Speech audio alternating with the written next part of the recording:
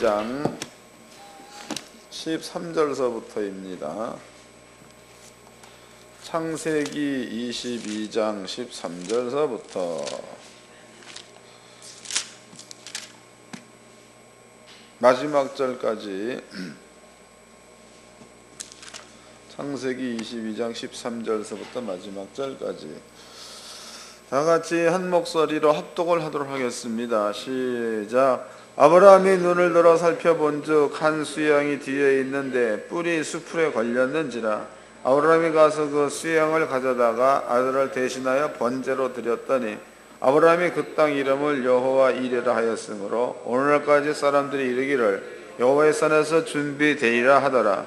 여호와의 사자가 하늘에서부터 두 번째 아브라함을 불러 가라사대 여호와께서 이르시기를 내가 나를 가리켜 맹세하노니 내가 이같이 행하여 내 아들 내 독자를 아끼지 아니했은즉 내가 내게 큰 복을 주고 내 씨로 크게 성하여 하늘의 별과 같고 바다의 모래와 같게 하리니 내 씨가 그 대적의 문을 얻으리라.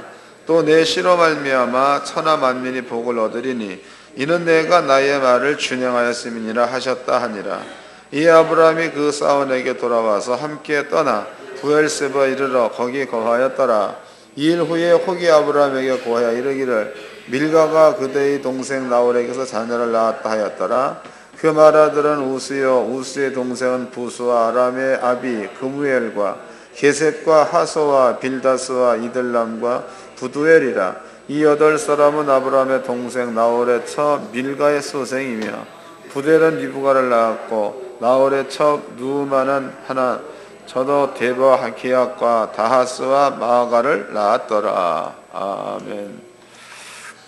오늘은 그 저번 주에 이어서 말씀을 증거해 드리도록 하겠습니다. 오늘 내용들은 여러분들이 이해를 좀 잘 하셔야 될 내용입니다. 저번 주에 여러분들이 들려드린 그 말씀이 마음 가운데 믿음화 되어졌으면 오늘 설명해 드리는 그 내용을 통해서 여러분들은요 생활 가운데 늘 구원을 맛볼 수 있는, 구원을 경험할 수 있는 그러한 그 능력을 얻게 될 겁니다. 그래서 저번 시간의 것들을 잊어먹지 마시고 다시 한번 생각하셔서 마음 가운데 한번 새기시기를 바랍니다. 저는 우리 학생들한테 공부하는 방법을 설명을 하죠.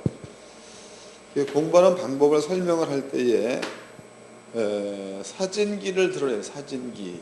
사진기라는 것은 렌즈를 통해서 렌즈에 들어오는 상입니다. 그런 상.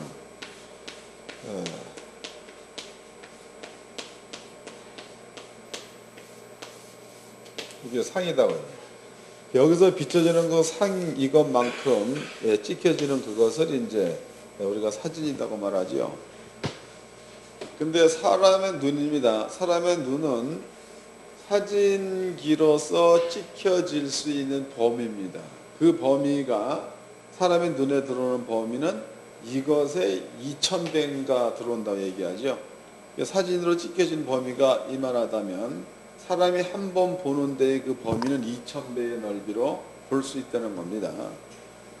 뇌입니다. 사람의 뇌. 사람의 머리는요, 이 속에는 그렇게 한 번 눈으로 본 겁니다. 한 번 눈으로 본 그것은 사람의 뇌 속에 사진처럼 찍혀져 있다는 거예요. 사진처럼. 만약 학생들이 공부를 한다. 그러면은요, 비록 그 하루에 공부하는 그 책장의 숫자가 아무리 많다고 그래도 이것은 사람들이, 그 학생들이 한 번 이렇게 선생님의 말을 들으면서 읽어 내려가면은 그것이 그 학생들의 머리 가운데 찍힌다는 거죠. 그래서 제가 이제 그런 것들을 반증하기 위해서 학생들의 그 오래전 이야기, 국민학교 어디 나왔느냐 물어보죠. 국민학교는 뭐 어디 나왔다. 그러면은 중학교는 어디 나왔느냐? 중학교는 어디 나왔다. 그럼 고등학교는 어디 나오느냐? 고등학교 어디 나왔다. 근데 고향은 어디냐? 이거 몇 가지를 물어봅니다. 근데 그걸 물어보고 답하는 시간이야. 그 시간이 국민학교는 대전에서 나왔다. 그러면 대전에서 나왔다라고 말하는 그 한마디 말 가운데에 국민학교 전체의 상이 떠오른다는 거예요. 그 한마디 말 가운데에. 그 다음에 중학교는 어디 나왔느냐? 중학교에서는 뭐 부산에서 나왔다. 그럼 그 말 한마디 가운데서 그 엄청나게 많았던 넓었던 그런 것들이 떠오른다는 겁니다. 이런 얘기를 쭉 하죠. 고향이 어디냐? 그럼 그 짧은 순간에 기억되어 있는 것들이 대화 가운데에 생각이 난다는 거다. 생각. 사람이 한 번 봅니다. 이렇게 한 번 보게 되면 잊어먹어서 보고. 그런데 이제 가서 한 10여 년 후에 다시 와서 그것을 보았을 때에 여기는 언젠가 한번 와본 것 같다라는 기억이 나는 거죠. 그건 역시도 그때 한 번 보고 넘어간 것들이 머릿속에 찍혀 있다는 거다고. 이것은 누구나 다 겪을 수 있는 일들입니다. 이건 그냥 추상적인 말은 이게 아니고 겪을 수 있는 일들이에요. 겪을 수 있는 일들. 그렇다면은요, 사람이 듣습니다. 그러면 이제 보고, 그러죠? 듣고 본다. 그러면 듣고 본 이런 모든 것들이 사람의 마음 가운데에 사진 찍혀져 있는 게 듣는다는 것은 해설이 되는 거니까. 그런 것들이 머릿속에 들어와 있으면은 그것은 어느 때든지 생각날 때가 되면 생각이 난다는 거다. 근데 이것은 성경적으로 본다면은요, 하나님께서 사람을 만드셨습니다. 만들었을 적에 사람의 상태가 전지야, 전지.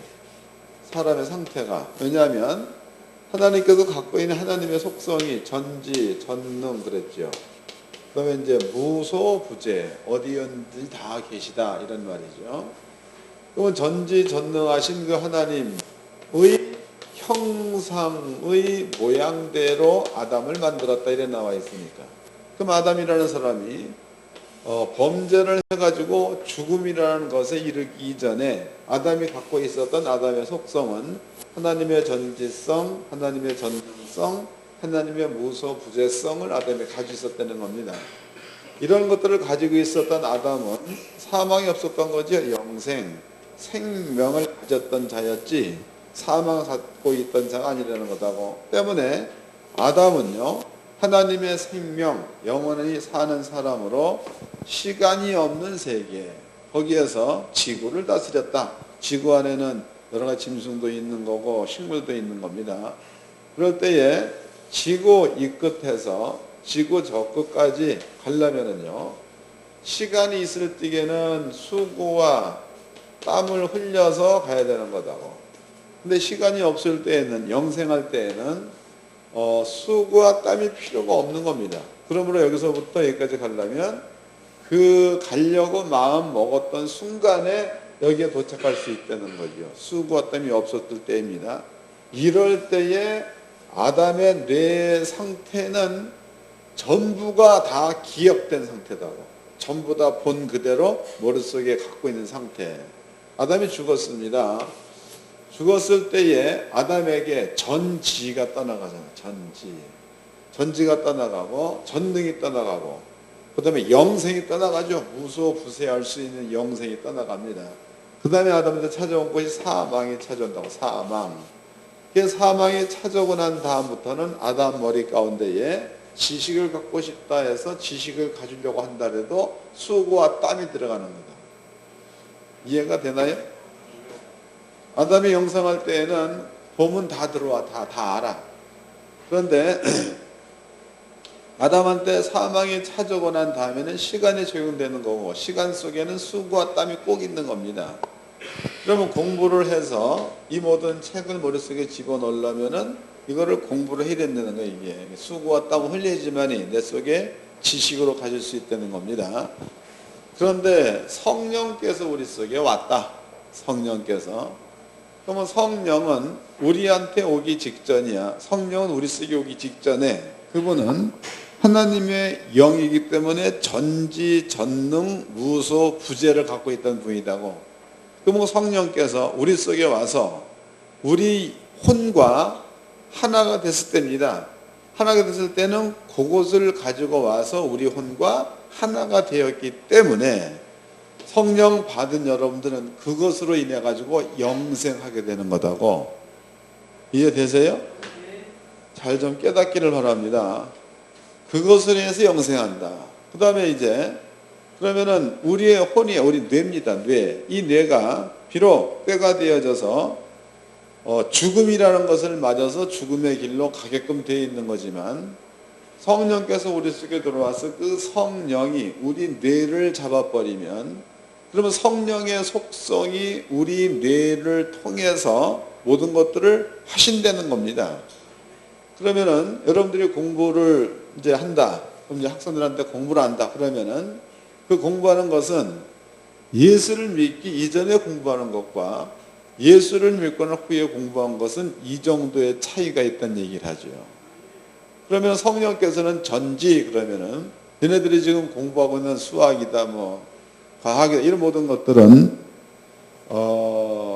새롭게 창조한 것을 공부하는 게 새롭게 창조하는 방법을 배우는 게 아니고 이미 만들어져 있는 것들을 공부하는 거죠.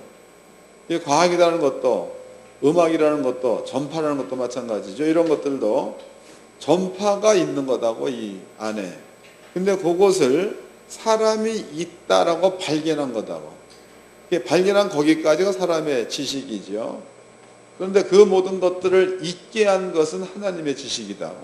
근데 성령께서는 이 모든 것들을 있게 했다라는 지식을 가지고 우리 속에 들어와서 우리의 혼과 하나가 돼버린 거니까 성령께서는 이미 지구상에 있는 모든 일이라든가 또 아직까지 우리가 발견하지 못한 물질이라든가 이런 그 뭐 음의 세계라든가 과학의 세계 이런 모든 것들을 하나님은 이미 창조하실 그때에 성령께서 동참했던 영으로서 이 모든 지식을 이미 알고 있는 분이 우리 속에 들어와서 우리와 하나가 된 거니까 성령과 우리가 하나가 된 상태에서 공부를 한다 그러면 사람의 혼은 모르는 것을 알아가는 거지만 성령은 이미 알고 있는 것을 보는 거죠.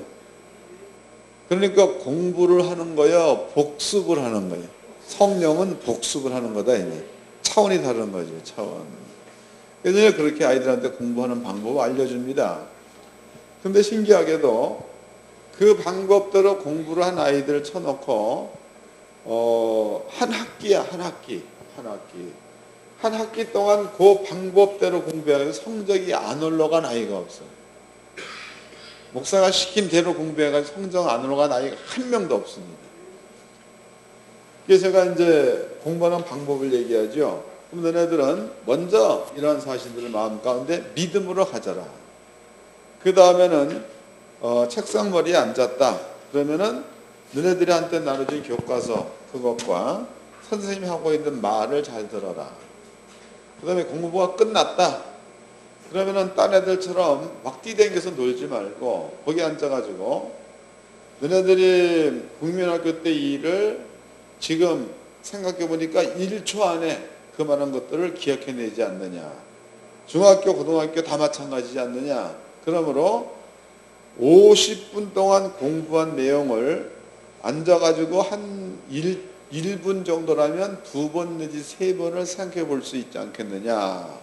그래가지고 2-3번 정도 네가 한번 처음부터 다 한번 기억해 보고 그 다음에 일어나서 화장실 가거라. 이런 얘기 해주죠.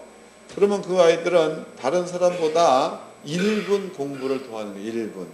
그럼 5교시 같으면 5분을 공부도 하는 거죠.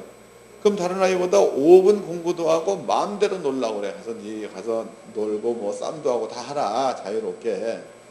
그런데도 그것만 철저하게 지킨 아이들은요. 6개월 뒤에 그러니까 6개월 전에 성적과 6개월 뒤 중간고사 보고 난 다음에 성적과 비교해 보면 성적이 월등히 올라가 있다는 거예요. 이게 성경에서 나온 공부 방법입니다. 그래서 어떤 놈들은 꽁찌했던 놈들이 10위권 안에 들어가고 1년 만에 그런다고. 내가 이런 얘기를 왜 해드리는가 하면 목사님들은 이 얘기를 듣고 나서 교회 가서 교회 성도들에게만 적용시키려고 하지 말고 목사님들 스스로도 좀 적용을 좀 하시기를 바랍니다. 그렇게 해서 저번 시간에 공부했다면 그것을 목사님들이 요 문밖에만 나가면 잊어먹는 그런 일 하지 말고 저번 시간에 공부한 내용을 가지고 있다가 이번 시간에 공부한 내용이 마음 가운데에 두 가지가 하나가 되어지면 아주 좋은 것들을 만들어낼 수가 있다. 근데 목사님들이 가만히 보면 다 했다요. 한 번 들으면 다 한 걸로 알아. 다 했다. 그래서 이제 나갈 때 되면 대한독립 만세 부르고 집에 가면 다 까먹는다고. 아이들에게만 그렇게 가르쳐서 공부하라고 시키지 말고 목사님들 스스로도 그렇게 좀 하시기를 바랍니다. 좀 하세요. 해서 여러분께 득이지 나한테 득될 거 없다고. 내가 떠드는 것은 아니까 떠드는 거다. 아니까. 모르면 떠들 수 없는 거지. 저번 시간에 공부한 내용 가운데서 하나님을 경외하는 것을 배웠죠. 경외.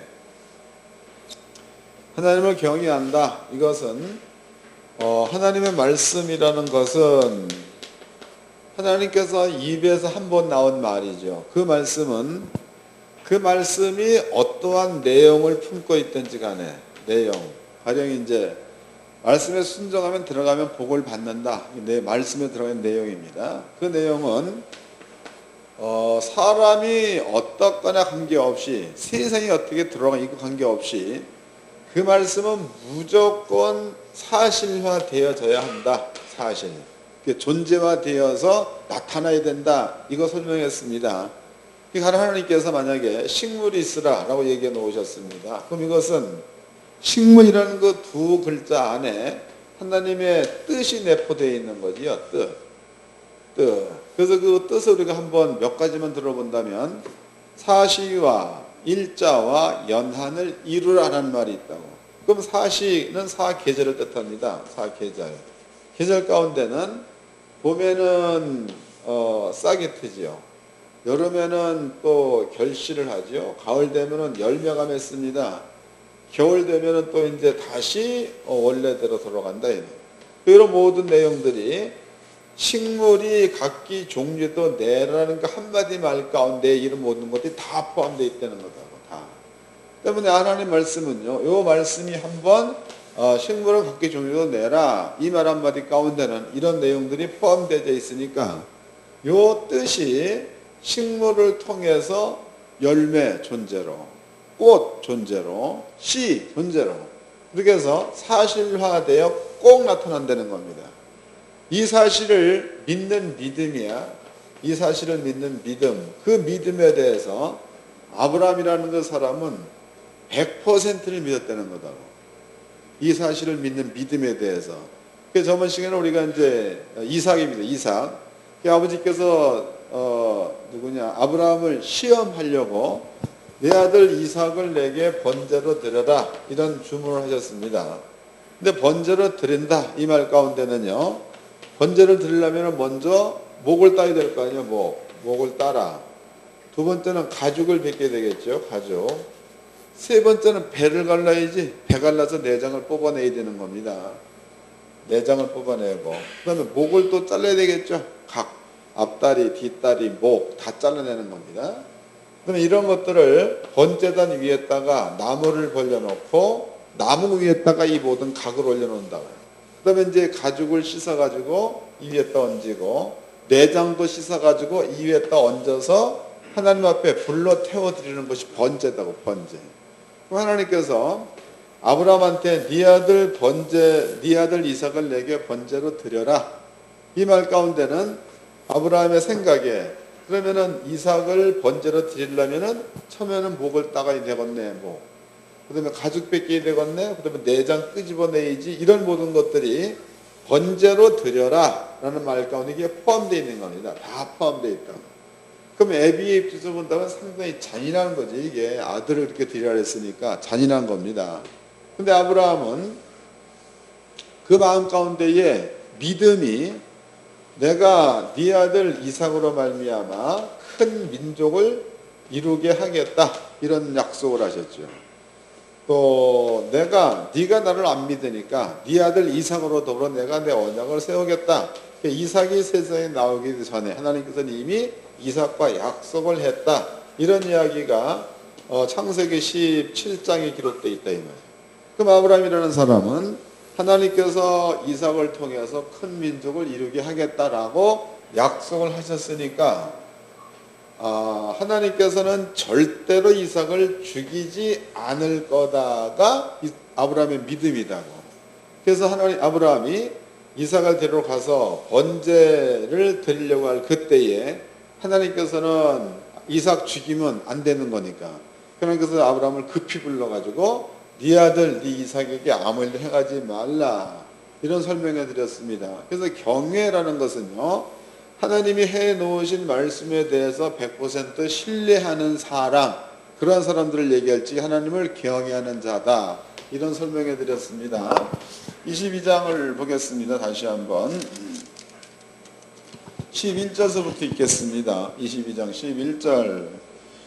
여호와의 사자가 하늘로부터 그를 불러 가라사대 아브라함아 아브라함아 하시는지라. 아브라함이 가로되 내가 여기 있나이다 하매 사자가 가라사대 그 아이에게 내 손을 대지 말라. 아무 일도 그에게 하지 말라. 내가 내 아들 내 독자라도 내게 아끼지 아니했으니 내가 이제야 내가 하나님을 경외하는 줄을 아노라. 그러니까 경외라는 의미가 뭔지를 깨달으셨죠? 저번 시간에 우리가 이걸 공부했습니다. 이걸.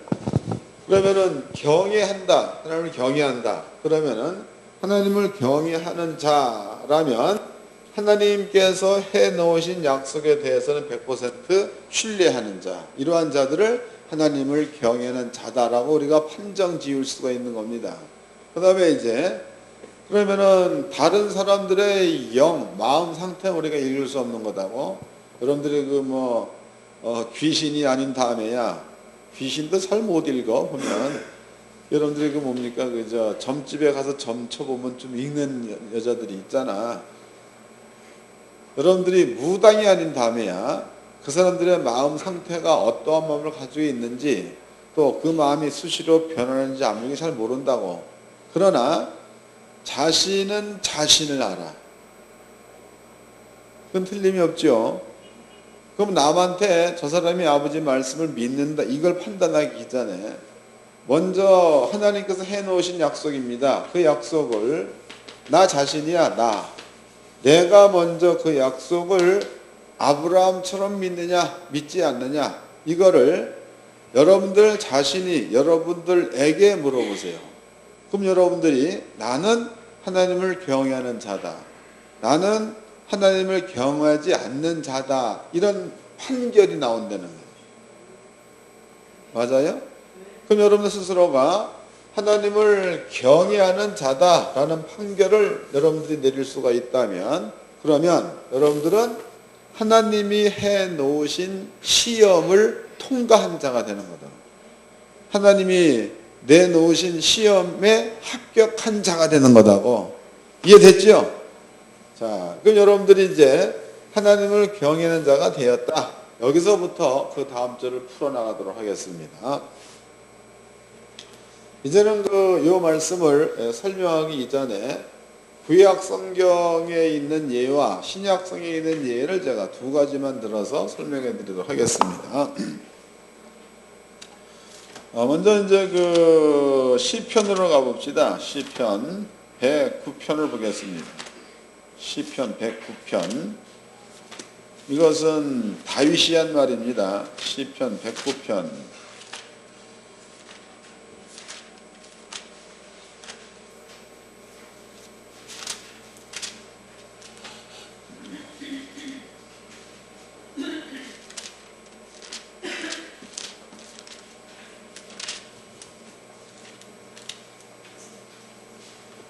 일절서부터 읽겠습니다. 나의 찬송한 하나님이여 잠잠하지 마옵소서. 대저 저희가 악한 입과 괴산 입을 열어 나를 치며 거짓된 혀로 내게 말하며 또 미워하는 말로 나를 두르고 무고히 나를 공격하였나이다. 나는 사랑하나 저희는 도리어 나를 대적하니 나는 기도할 뿐이라. 저희가 악으로 나의 선을 갚으며 미워함으로 나의 사랑을 갚아싸우니 악인으로 저를 제어하게 하시며 대적으로 그 오른편에 서게 하소서. 저가 판단을 받을 때에 죄를 지고 나오게 하시며 그 기도가 죄로 변케 하시며 그 연수를 단축케 하시며 그 직분을 타인이 취하게 하시며 그 자녀는 고아가 되고 그 아내는 과부가 되며, 이런 말을 해놓았다고. 이건 다윗이 해놓은 말입니다. 그러면 다윗이라는 사람은 성령의 감동을 받은 자여 하나님께서 이스라엘 민족의 왕으로 지목한 자입니다. 또 다윗이라는 사람은 대략적으로다가 17세 소년 때에 왕으로다가 기름 부음 받은 자입니다. 그러면 다윗이라는 자는 물론 그 정확한 연도에 대해서는 성경에 기록된 데가 없습니다. 대략 잡아가지고 다윗이 30세에 이스라엘 민족의 왕으로 딱 기름 부음 받았으니까 그러니까 제사장을 통해서 기름 부음 받은 것은 사무엘이죠. 대략 17세 정도. 그 다음에 30세 정도가 되었을 그때에 이스라엘의 장로들이 다윗을 왕으로 기름 부었죠. 이스라엘 민족 전체가 다윗을 왕으로 영접했다, 기름 부음을 받았다. 그럼 여기서 다윗이라는 사람은 17세에 하나님께로부터 왕으로다가 임명받아서 30세에 사람들 앞에 왕이 됐으니까, 여기서 다윗은 13년이라는 그 세월 동안에 광야에서 떠도는 생활했던 사람이라고. 13년 동안 다윗은.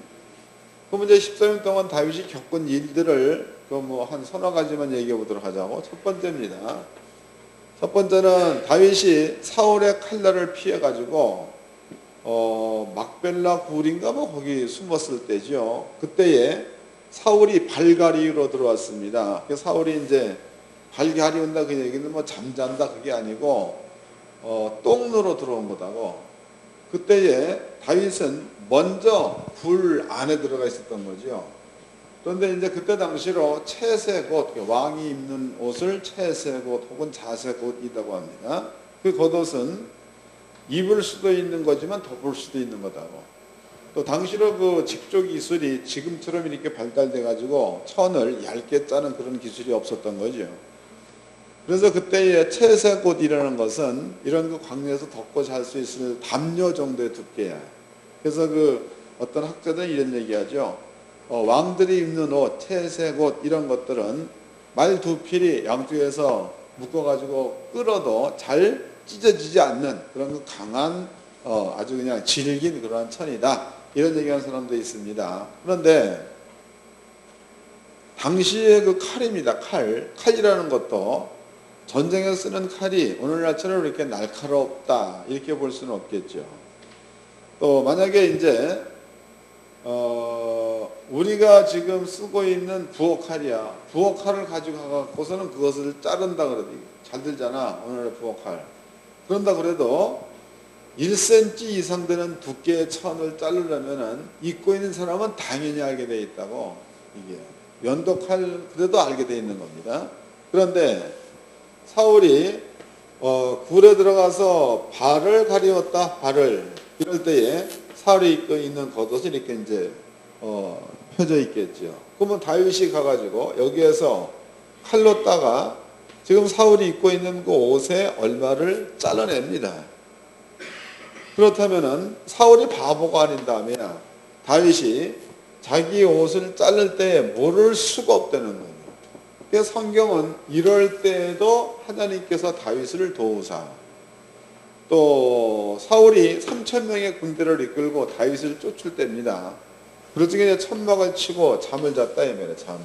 그때에 다윗이 사울이 잠들어 있는 천막 안에까지 스며 들어갑니다. 그리고 거기에서 사울이 쓰고 있는 칼과 그 다음에 이제 띠와 물병을 가지고 나오죠.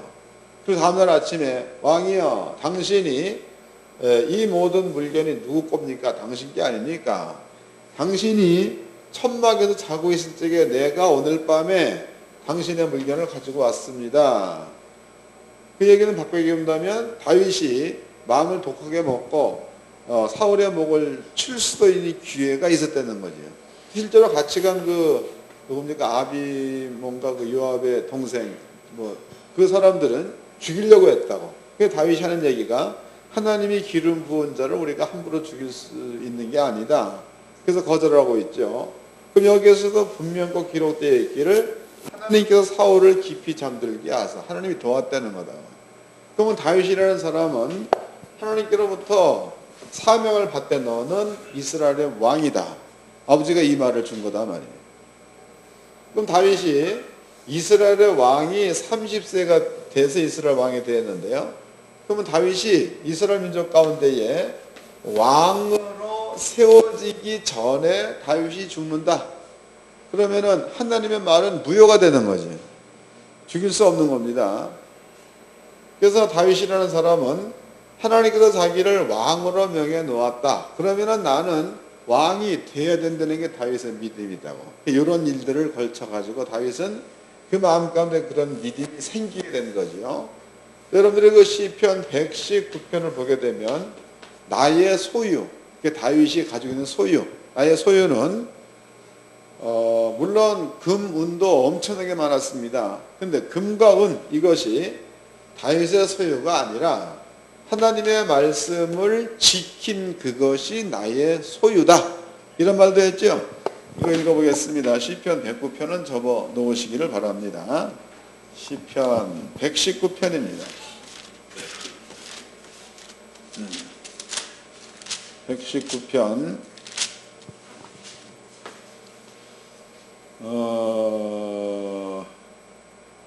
55절서부터 읽겠습니다. 119편 55절. 여호와여 내가 밤에 주의 이름을 기억하고 주의 법을 지켰나이다. 내 소유는 이것이니 곧 주의 법을 지킨 것이니이다. 그럼 다윗이 갖고 있는 것은 왕에 대한 권세, 또 전쟁에 이겨서 많은 노량물을 가지고 왔죠. 역대상 29장을 보면 거기에는 다윗이 여호와의 전을 위해서 은 3,000달란트, 금 3,000달란트, 그 다음에 천은 7,000달란트. 그럼 이것은 다윗이 갖고 있었던 겁니다. 여기에서 3,000달란트란 그 말은 한 달란트가 대략 36.5kg인가 되는 거니까 36.5kg에다가 3,000을 곱해보면 몇 킬로그램인지 나오겠죠. 아마 10만 8천 킬로인가 그럴 거다고. 10만 8천 킬로그램. 예, 99% 순금 10만 8천 킬로그램이 다윗의 것이다고. 다윗이 만질 수 있는 다윗의 소유입니다. 그 뒤에 기록되어 있기를 천은 7천 달란트.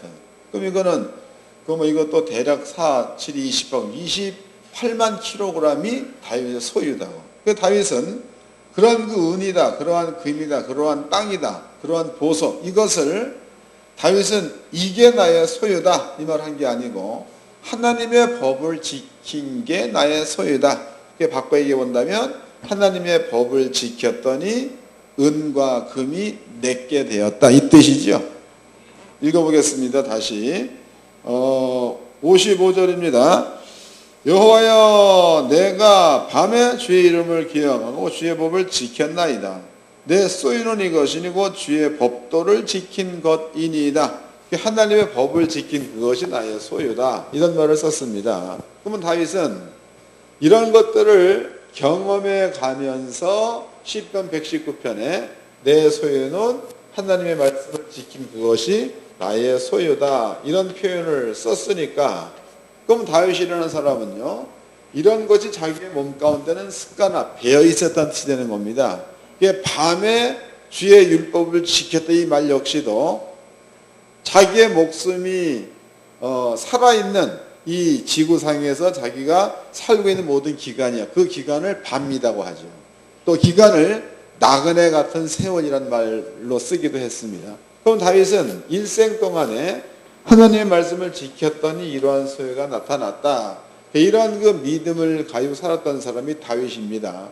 그 다윗이 시편 109편에 얘기하기를 저가 그러면 다윗을 괴롭히는 자들이다. 저가 나올 때에 자기의 죄를 지고 나오게 하소서. 그 다음에 저가 나올 때에 자기의 그 모든 자손들은 그 뭐 어떻게 해달라 이런 얘기 썼지요. 이제 다시 가보자고. 시편 109편입니다.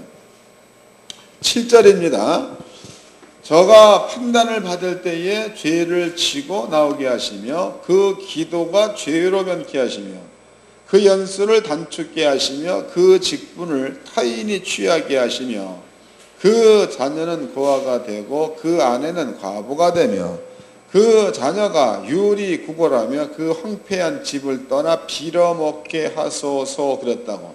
여기에서 몇 가지를 얘기합니다. 죄를 지고 나오게 해달라, 그 기도가 죄로 변케 해달라, 그 직분을 타인이 취하게 해달라, 이런 얘기를 합니다. 그럼 다윗이 이러한 그 말을 할 때에는 여러분께 설명해 드릴 이 모든 내용을 바탕화된 상태에서 이 말을 하고 있는 거니까 지금 이 말은 어느 때인지 모르지만 꼭 그렇게 될 것에 대해서 다윗은 0%의 의심도 없다는 뜻이 되겠죠.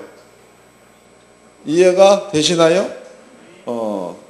그러니까 다윗이 삶을 잘 봐야 돼. 다윗의 삶이 하나님 말씀을 믿고 따랐더니 이 모든 것들이 나의 소유로 나타났다.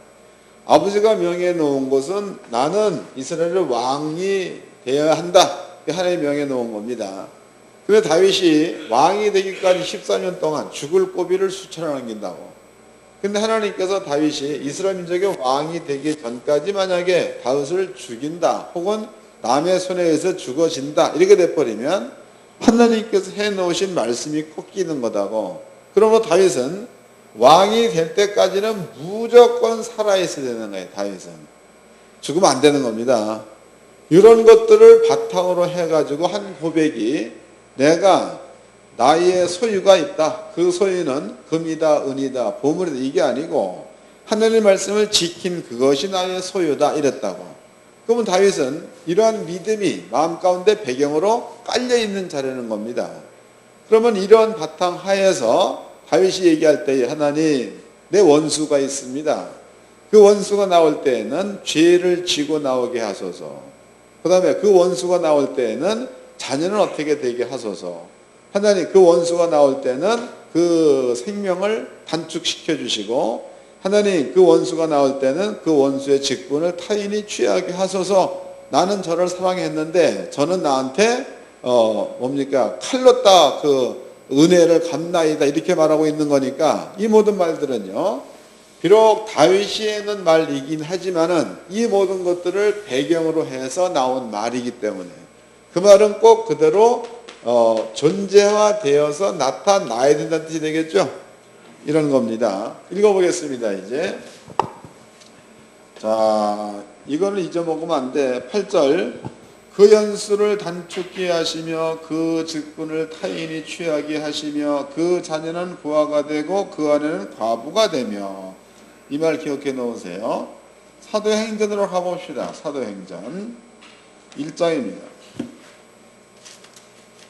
사도행전 1장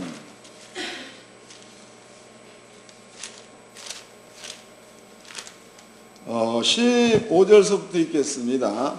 15절 모인 무리의 수가 한 120명이나 되더라. 그때에 베드로가 그 형제 가운데 일어서서 가로되 형제들아 성령이 다윗의 입을 의탁하사 예수 잡은 자들을 지로한 유다를 가리켜 미리 말씀하신 성경이 응하였으니 마땅하도다. 그럼 유다라는 사람은 이미 다윗이 언제인가 얘기에 놓은 자라는 거죠.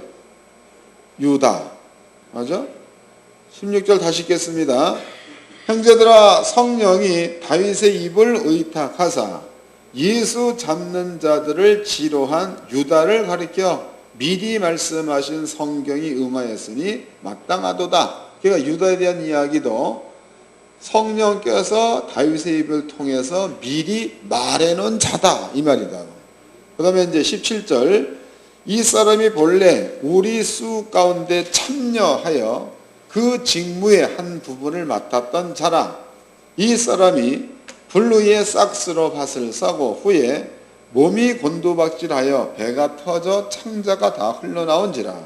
이 일이 예루살렘에 사는 모든 사람에게 알게 되어 본 방언에 그 밭을 이르되 아겔 따마라 하니 이는 피밭이라는 뜻이라. 시편에 기록되었으되 그의 거처로 황폐케 하시며 거기 거하는 자가 없게 하소서 하였고, 또 일렀으되 그 직분을 타인이 취하게 하소서 하였도다 그랬으니까 시편 109편에 있는 말을 여기에서 사도 베드로가 인용을 해서 지금 여기에 기록해 놓고 있다. 그러면 지금 다윗 때 해놓은 그 말이야. 성령께서 다윗을 통해서 해놓은 말, 그 말이 다윗 때로부터 무려 한 750년 지난 다음에 예수님 시대에 그 말이 사실화되어 나타났다는 뜻이 되는 거다고. 이해된 거죠?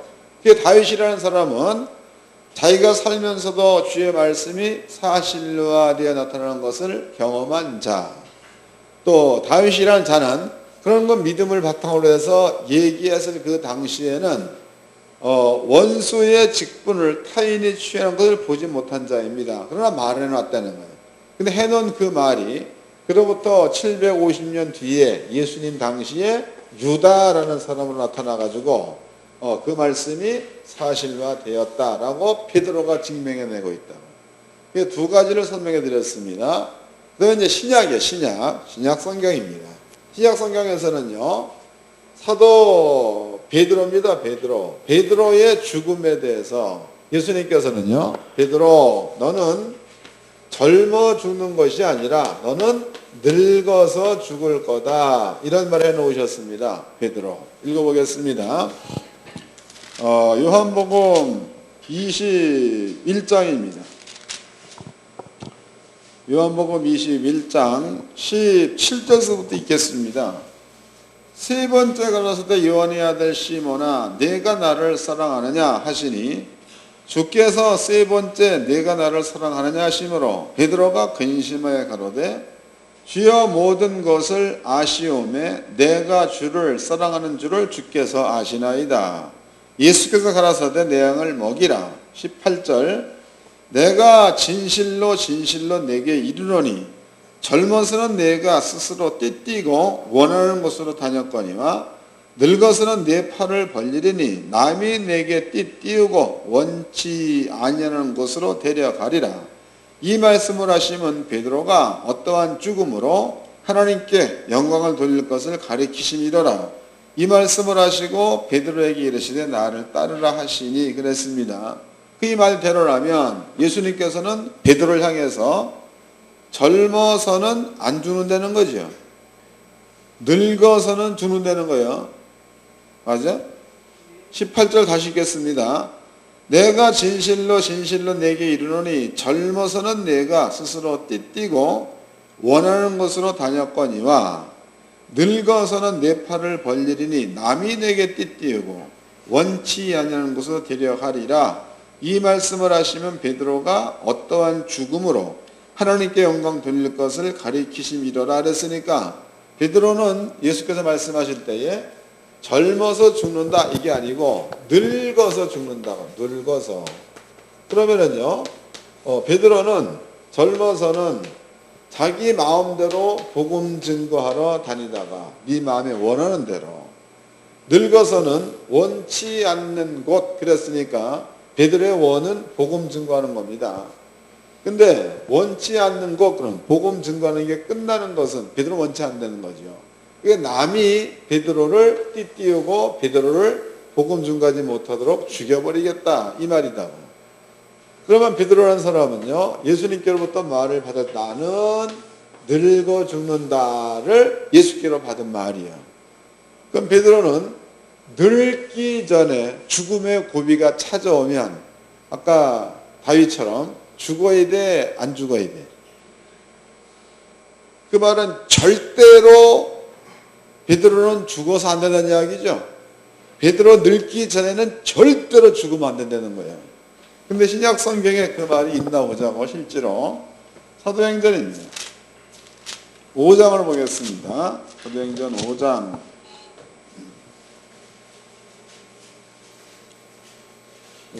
17절서부터 읽겠습니다. 5장 17절 대제사장과 그와 함께 있는 사람 즉 사두개의 당파가 다 마음에 시기 가득하여 일어나서 사도들을 잡아다가 옥에 가두었더니 주의 사자가 밤에 옥문을 열고 끌어내야 가로되 가서 성전에 서서 이 생명의 말씀을 다 백성에게 말하라 하매 그랬다고. 그게 이제 베드로 옥에 가둔 겁니다. 근데 하나님께서의 베드로한테 주신 명령, 사명은 늙어 죽는다예요. 늙어 죽는다.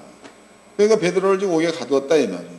그럼 여기에서 하나님께서는 베드로를 끄집어내서 복음을 증거하는 자로 계속적으로 세워놓는 그것이 아버지의 뜻이다고.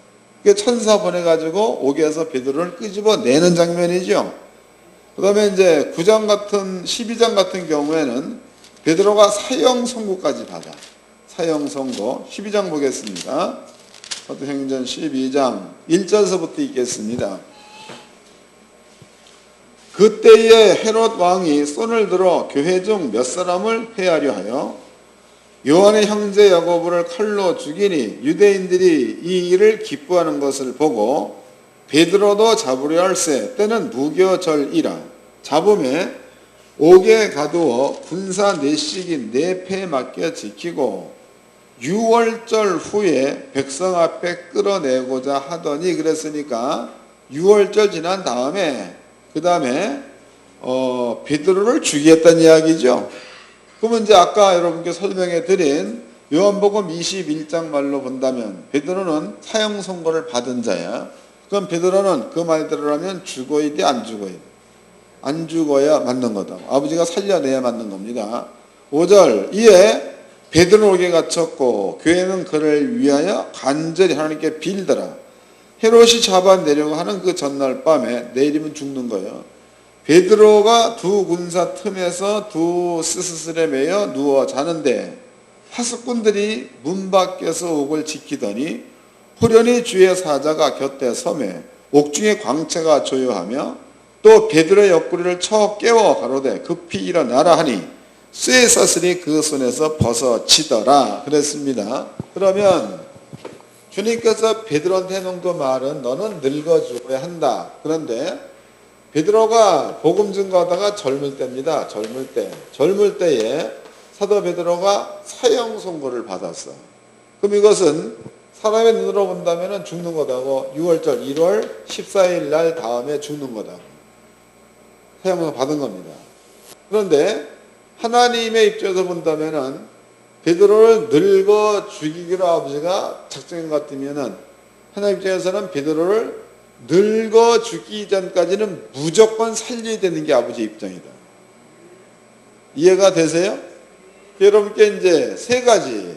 첫째는 아브라함입니다. 아브라함한테 이삭이야. 이삭은 하나님께서 이삭이 세상에 태어나기 이전에 하나님께서 이삭한테 약속하기를 내가 이삭으로 하여금 씨를 퍼뜨리게 하겠다 이런 약속했다. 그럼 이삭은 자식을 낳기 전까지는 죽으면 안 되는 사람이야. 근데 이삭이 대략 한 3, 4에서 17세 정도 되었을 때에 하나님이 아브라함한테 이삭을 번제로 드려라 했을 때에 그럴 때에 아브라함은 이삭이 안 죽을 걸 알고 번제를 드렸다는 거. 두 번째입니다. 다윗이야. 다윗은 왕으로 기름 부음 받은 자입니다. 근데 그 다윗이 왕이 되기 전까지는 절대로 죽을 수 없다는 거. 세 번째 베드로입니다. 베드로 너는 늙어서 죽는다. 그럼 베드로가 늙기 전에는 절대로 죽을 수 없다는 거. 그 이 모든 것들은 아브라함 역시도 이삭이 씨를 낳기 이전에 아브라함은 이런 그 말을 하나님께서 지킨다는 것을 안 자. 또 다윗 같은 경우에는 왕이 되기 이전 다윗은 죽지 않는다는 것을 경험한 자. 또 베드로 같은 경우도 마찬가지가 되겠죠. 그렇다면은 베드로를 안 죽인 거예요. 베드로한테 사형 선고가 떨어졌는데 베드로를 안 죽게 만든 그것은 뭐냐 이거죠. 베드로에게 사형 선고가 떨어졌는데 베드로를 안 죽게 한 그것은 늙어서 죽으리라는 말이 베드로를 안 죽게 한 거죠. 다윗이 14년 동안에 죽음의 고비를 숱하게 넘기는 거지만, 그러나 다윗은 그때마다 죽음에서 벗어날 수 있게끔 만든 그것은 너는 이스라엘 민족의 왕이 되어야 한다가 그랬다는 거다. 또 이제 이삭을 번제단 위에 또 올려놓고 아브라함이 죽이려고 합니다. 그때도 이삭이 살아날 수 있었던 것은 하나님께서 이삭과 더불어 맺은 약속이기 때문이라는 거죠. 그런 것 때문이다고. 그런데 오늘 본문의 말씀에 보니까 이런 말이 있습니다.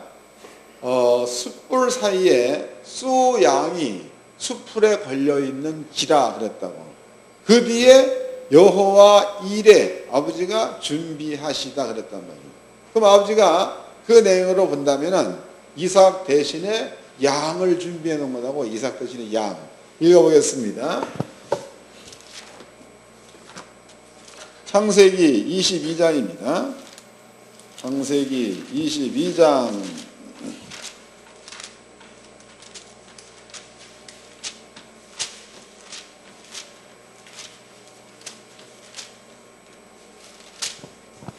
13절서부터 읽겠습니다. 아브라함이 눈을 들어 살펴본즉 한 수양이 뒤에 있는데 뿔이 숯불에 걸렸는지라. 아브라함이 가서 그 수양을 가져다가 아들을 대신하여 번제로 드렸더라 해서, 여기가 아브라함의 마음이 여기도 나와 있는 거죠. 아브라함은 하나님과 대화를 많이 나누었던 사람입니다. 그래서 바벨론 지역에서도 아브라함아 또 17장에서도 하나님께서 아브라함을 만나, 19장에서도 하나님께서 아브라함한테 소돔과 고모라 산을 멸망시키고 해서 얘기를 하고 있는 거죠. 아브라함은 하나님과 대화를 많이 나눴던 자입니다. 그런데 여기에서 하나님의 음성을 들었어. 아브라함아 그 아이한테 네 손을 대지 말라. 다시 읽어보자고. 11절입니다. 여호와의 사자가 하늘로부터 그를 불러가라 사대했으니까, 사자가 부른 것은 하늘이야. 하늘로부터 불렀다 이 말이야. 맞나? 하늘로부터. 그러면 아브라함이 소리를 들은 것은 하늘로부터 들은 거니까, 하나님의 모양을 찾으려면 하늘을 봐야 맞는 거지. 이해를 하세요. 하나님의 사자가 아브라함을 하늘로부터 부른 거니까, 아브라함이 만약에 하나님의 사자를 찾는다 그러면은 소리가 하늘에 들려서 하늘을 봐야 맞는 거다고. 그런데 아브라함이 사면을 둘러보았다는 말 가운데는 이삭 말고 딴 걸 아버지가 준비해 놨다는 믿음이 있었다는 거다. 깨달아지는 겁니까? 다시 읽어보자고. 13절입니다. 아브라함의 눈을 들어 살펴본즉 한 수양이 뒤에 있는데 그랬으니까, 살펴봤다는 얘기는 찾았다는 거죠. 어디 있나? 아버지가 참 설명이 그러네. 여기를 다시 한번 보시기 바랍니다. 저를 보세요. 그럼 이제 하나님께서 아브라함한테 아브라함아 너 이삭을 내라 그랬어. 그럼 아브라함이 이삭을 지금 잡으려고 했다 이 말이에요. 그럼 아브라함의 마음 가운데는 이삭을 죽일 때에 하나님은 이삭을 안 죽일 거다라는 믿음이 있다는 거지. 이건 저번 주에 증명해 드린 겁니다. 근데 13절 말씀에 보았더니 아브라함 마음과 한 가지가 더 있었네 보니까. 그게 뭐야? 이삭 말고 딴 거를 준비해 놨을 거다가 마음에 있는 거 아니야. 이해가 된 거죠? 그럼 이 얘기는 앞으로 준비해 놓을 것에 대해서는 살펴본지라는 말을 못 쓰잖아. 준비되어 있는 것에 대해서는 살펴본지라는 말을 쓸 수가 있다고. 그죠? 앞으로 준비해 줄 것에 대해서는 미래니까 살펴본지라는 말이 안 맞는 거예요. 근데 현재에 있는 것에 대해서는 살펴본즉이란 말이 쓰여질 수 있다는 거지. 다시 읽어보겠습니다. 13절입니다. 아브라함이 눈을 들어 살펴본즉 한 수양이 뒤에 있는데 뿔이 수풀에 걸렸는지라. 아브라함이 가서 그 수양을 가져다가 아들을 대신하여 번제로 드렸더라. 아브라함이 그 땅 이름을 여호와 이레라 하였으므로 오늘까지 사람들이 이르되 여호와의 산에서 준비되리라 하더라 그랬다고. 그럼 아브라함이라는 사람은요, 살펴본즉 이삭 대신에 번제물이 있는 거예요. 번제물. 바꿔 얘기해 본다면 아브라함 마음 가운데는 하나님은 사람을 번제로 안 받는다. 하나님은 이삭을 약속을 지키기 전까지 죽이지 않는다. 뭐 이러한 내용들이 아브라함 마음 가운데 심어져 있으니까 눈을 들어 아버지가 번제물로 받을 만한 게 뭐가 있는가를 살펴볼 수가 있다는 거죠. 살펴볼 수 있다. 그렇다면은 다윗이야 다윗. 이 다윗이라는 사람이 하나님께서 다윗한테 너는 이스라엘 민족의 왕이 되어라 이 말을 했다고. 그럼 다윗이라는 사람이 만약에 대적 가운데에 둘러싸여져 가지고 대적 전체가 활을 들고 다윗을 쏘려고 한다고 쳐보자고. 그럼 거긴 죽음의 자리다고. 그 다윗이 그때에 아브라함이 살펴보았던 양을 보는 것처럼 다윗이 살펴볼 만한 것은 하나님께서 다윗한테 너는 왕이 되어라를 살펴볼 수가 있는 거겠죠. 뭔 얘기인지 알아? 그러면 다윗의 마음 가운데는 비록 화살을 대적이 둘러싸여서 다윗을 죽이려고 화살을 겨누고 있다 그래도 이 말을 믿는 믿음이 다윗의 마음 가운데에 100% 들어와 있다면 이러한 죽음으로부터 다윗은 확실한 믿음이 있으니까 평화를 누릴 수 있다는 겁니다. 이해됐죠? 베드로 같은 경우는 정확히 설명해 놓고 있습니다. 그럼 베드로 같은 경우에도 예수께서 명령해 놓았을 적에 베드로도 명령해 놓았을 때에 너는 늙어 죽는다고. 근데 베드로는 감옥에 들어가 가지고 1월 14일 이게 무교절 그러면은 1월 14일까지 포함돼서 8일을 뜻하는 거다고. 이게 무교절 1월 14일이 지나고 난 다음에 너는 죽인다. 이게 형을 받은 거예요. 사형 선고를 받은 겁니다. 그다음에 설명이 되어 있기를 그 다음 날은 베드로가 죽는 날이야. 그러니까 여러분들은 그 사형 선고 받는 거 아니에요, 법정에서. 그럼 베드로 역시도 6월절 후에 죽인다. 6월절 후에 너를 뭐 어떻게 하겠다. 그럼 심판을 받았다는 그 말은 베드로도 알고 있다는 거다고. 그럼 이제 내일 죽음을 당할 사람이야. 내일 베드로가 죽을 겁니다. 그런데 내일 죽을 사람이 오늘 저녁 때 코 골고 잘 수는 없다는 거다. 아니요? 여러분들 같으면 잠이 오겠어요? 나는 내일 낚시하러 간다. 너무 추워서 오늘 밤 잠 못 자. 그런데 내일 너는 죽인다. 법정에서 형이 딱 떨어졌어. 내일 죽인다. 너 죽는다. 그러면 그 죽음이라는 게 여러 가지 방법이 있겠죠. 근데 거기가 뭐 십자가의 뭐 형이 되겠지. 그때 당시로는. 그 형이 고통스러운 겁니다. 근데 그 죽음을 앞두고 오늘 밤에 깊이 잠들 수는 없다는 거다. 뒤치락거리다든가 혹은 일어서 가지고 뭐 기도한다든가 혹은 뭐 성경을 본다든가 다른 죄수와 주접을 떤다든가 그 이래야 맞는 거지. 깊이 잠든다? 이게 사람의 생리상 안 맞는 겁니다. 그런데 사도행전 읽어보겠습니다. 사도행전 12장입니다.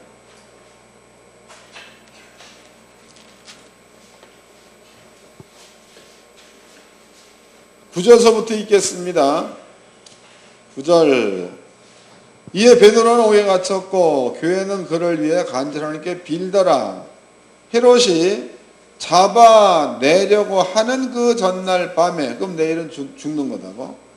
베드로가 두 군사 틈에서 두 쇠스슬에 매여 누워 자는데, 여기는 이제 잔다고만 표현되어 있다고. 하수꾼들이 문 밖에 옥을 지키더라. 호련히 주의 사자가 곁에 섬에 옥중의 광채가 조요하며 또 베드로의 옆구리를 뭐였다는 거예요? 쳐서 깨웠다는 거예요. 그 얘기는 베드로가 깊이 잠들었다는 것에 대한 표현이죠. 쳐서 깨웠다. 우리같이 성격이 예민한 사람은 불만 켜도 깬다. 내일 죽임을 당한 베드로가 갑자기 햇빛보다 더 밝은 빛이 나타났는데 깊이 잠드는 게 말이 안 되는 소리예요. 근데 여기 보니까 천사가 베드로의 옆구리를 쳐가지고 깨울 정도로 깊이 잠들었다 해서 그럼 베드로는 무슨 백장으로 잘 수 있냐 이게. 베드로는 답이 나온 거죠. 다윗이라는 사람이 하나님께서 나를 왕으로 세웠다면 왕 되기 전에는 다윗이 절대 죽지 않을 거다. 또 그렇게 안 죽였습니다, 하나님께서. 그럼 베드로 역시도 예수님이 나한테 늙어 죽을 거다라고 말해놨다. 그 말은 나를 물 위로 걷게 한 말과 동일한 말이다. 이해가 되죠?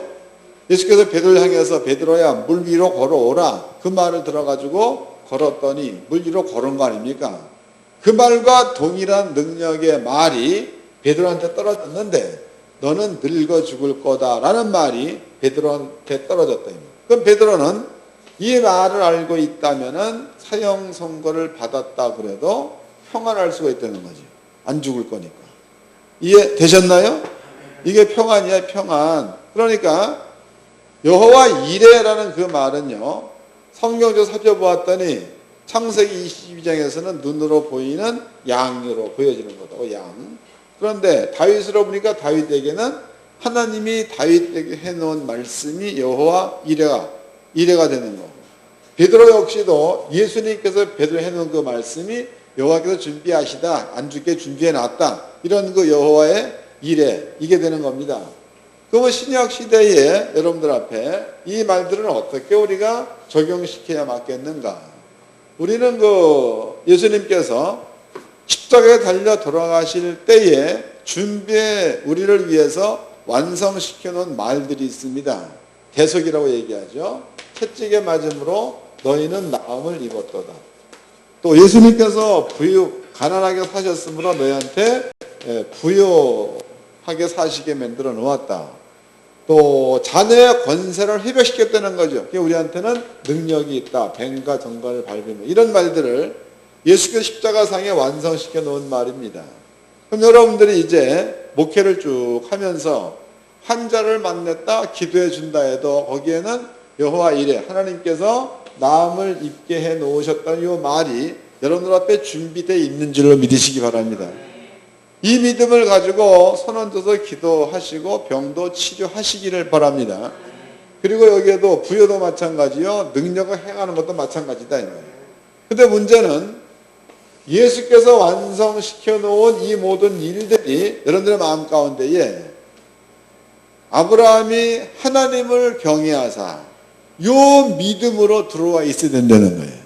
그냥 그런가 보다 하지 말고 아브라함처럼, 베드로처럼, 다윗처럼 주님께서 해놓으신 그 모든 약속의 말씀을 아브라함처럼 믿는 믿음으로 가지고 있으면 그 자체가 하나님을 경외하는 자가 되는 거니까. 그 사람들한테는 말씀이 전부가 다 준비가 다 있답니다. 그러면 그 사람은 땅에 사는 동안에 무조건 안식을 누리며 살 수 있다는 뜻이 되겠죠. 그러한 복 가운데 머물러 있기를 주의 이름으로 축원합니다. 어려운 거 쉬운 거예요. 내가 보기엔 무지 쉬운 거야. 그런데 하는 그 폼들을 보면 말만 경애지 내면을 들여다보면 내가 보는 눈이야. 아버지는 그렇게 안 보시겠지만 내가 보는 눈으로 본다면은 하나님을 경외하는 자리에 있는 분들이 극히 드물어. 경외 안 합니다. 그냥 지 생각에 맞으면 가고 안 맞으면 안 가고 그런다면. 그러지 말고 하나님을 경외하는 자리에 머물러 있기를 바랍니다. 여러분들 생각대로 간다, 그 말은 하나님의 뜻을 꺾는 거다. 예? 아버지의 뜻 꺾지 말고 하나님의 뜻을 세우고 내 뜻을 꺾어야 하나님을 경외하는 자가 되는 거다고. 또 이제 언젠가는, 지금도 요새도 계속 그 이런 일을 하고 있습니다. 만약에 이제 누가 급체한 것 같다, 급체. 그럼 급체불 막 속이 막 꼬이고 아프고 막 밥도 못 먹고 그러잖아. 그런데 하나님께서 사람을 처음 만드실 때에 그때에 음식을 먹으면 체해라 이 말 해놨어? 그 말은 없을 거네. 음식을 잘 먹어라 이 말은 있을 거다고. 모든 푸른 풀을 식물로 주느라 그랬으니까.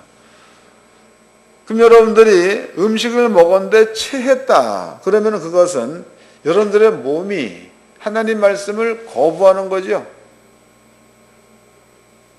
맞아, 틀려. 그러면 여러분들은 음식을 안 먹어야 돼? 아니면 그렇더라도 집어넣어야 돼? 아니, 생각해 보라고. 믿음이라는 게 여러분들 그냥 대나마나 믿음 말하지 말고 여러분들 삶을 거기다 집어넣어 보라 이 말이에요. 근데 많은 양반들이 음식을 먹다가 체했다라면 당장 못 찾아. 하나님의 말씀을 내 몸이 거부하고 있다는 생각을 안 하고 먼저 약부터 찾지요. 소화제 뭐 이런 거만 찾는다고.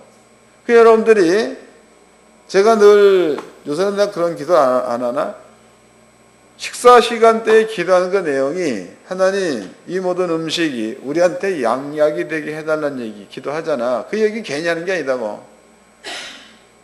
취했다 그럼 여러분들이 그것과 관계없이 음식을 먹는 게 약이요. 왜? 아버지의 말씀이 내 몸 가운데 적용되어져서 그 말씀이 내 몸속에서 건강으로다가 그 말씀이 존재가 되어 나타나면 채기는 내려갈 거 아니야. 근데 당장 해는 말이 채서 못 먹는다 이 말. 그게 무슨 믿음이야 그게. 우유도 우유. 나는 우유를 먹으면 설사해서 못 먹는다. 우유 먹으면 설사라는 말이 성경에 있어. 그 말은 없잖아. 우유를 먹으란 말은 있잖아. 그럼 여러분들 그 말씀을 마음 가운데 믿음으로 가졌다면요, 설사 안 할 때까지 먹는 게 약이야. 우유 먹는 게.